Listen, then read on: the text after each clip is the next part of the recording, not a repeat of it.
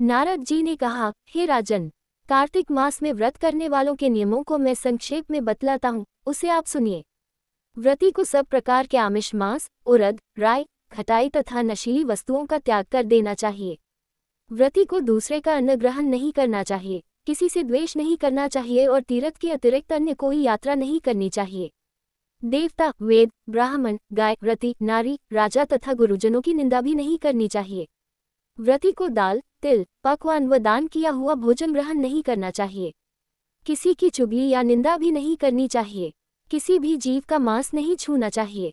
पान, कत्था, चूना, नींबू, मसूर, बासी तथा झूठे अन्न का भी प्रयोग नहीं करना चाहिए। गाय, बकरी तथा भैंस के अतिरिक्त अन्य किसी पशु का दूध नहीं पीना चाहिए।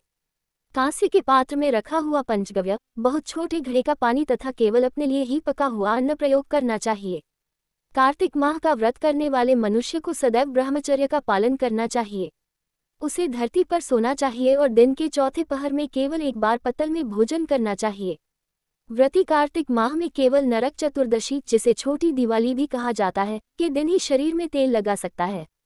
कार्तिक माह में व्रत करने वाले मनुष्य को सिंघाड़ा, प्याज, मट्ठा, गाजर, मूली, काशीफल, लौकी, तरबूज इन वस्तुओं का प्रयोग बिल्कुल नहीं करना चाहिए।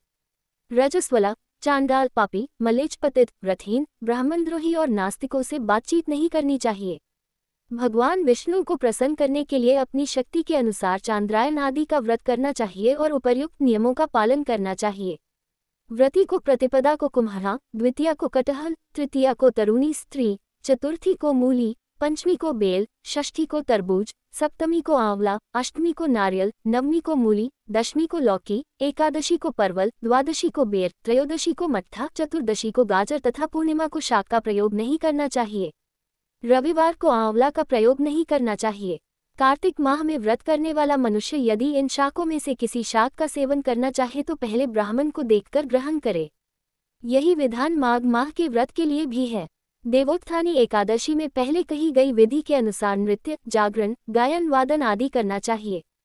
इसको विधि पूर्वक करने वाले मनुष्य को देखकर यमदूत ऐसे भाग जाते हैं जैसे सिंह की गर्जना से हाथी भाग जाते हैं। कार्तिक माह का व्रत सभी व्रतों में श्रेष्ठ है। इसके अतिरिक्त जितने भी व्रत यज्ञ हैं वह 1000 की संख्या में किए जाने पर भी इसकी तुलना नहीं कर सकते, क्योंकि यज्ञ करने वाले मनुष्य को सीधा वैकुंठ की प्राप्ति होती है। जिस प्रकार राजा की रक्षा उसके अंगरक्षक करते हैं, उसी प्रकार कार्तिक माह का व्रत करने वाले की रक्षा भगवान विष्णु की आज्ञा से इंद्रादि देवता करते हैं। व्रती मनुष्य जहाँ कहीं भी रहता है वहीं पर उसकी पूजा होती है, उसका यश फैलता है।